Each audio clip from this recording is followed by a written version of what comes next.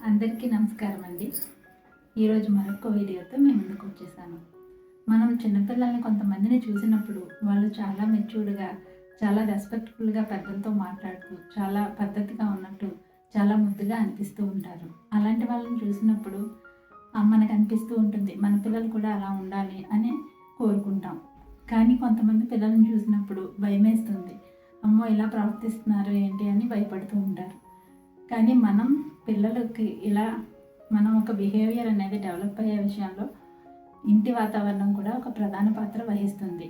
పిల్లలు మొదట ఇంటి నుంచే చాలా విషయాలు నేర్చుకుంటారు. ఆ తర్వాత స్కూల్కి వెళ్ళినప్పుడు కొన్ని విషయాలు నేర్చుకుంటారు. అలాగే సొసైటీ నుంచి కూడా కొన్ని నేర్చుకుంటారు. కానీ సొసైటీ అనేది మన చేతిలో లేదు. కానీ మన ఇంటి వాతావరణాన్ని పిల్లలకి మనం ఏం చూపిస్తున్నాం అనేది మన చేతిలోనే ఉంది. చిన్నప్పటి నుంచి వాళ్ళు విన్నదానికంటే చూసిన దాని నుంచే ఎక్కువగా నేర్చుకుంటారు. కాబట్టి వాళ్ళు ఏం చూస్తున్నారు, మనం ఏమి మోడలింగ్ చేస్తున్నాం అనే విషయం మనం అర్థం చేసుకుని అవేర్నెస్తో ఉండాలి.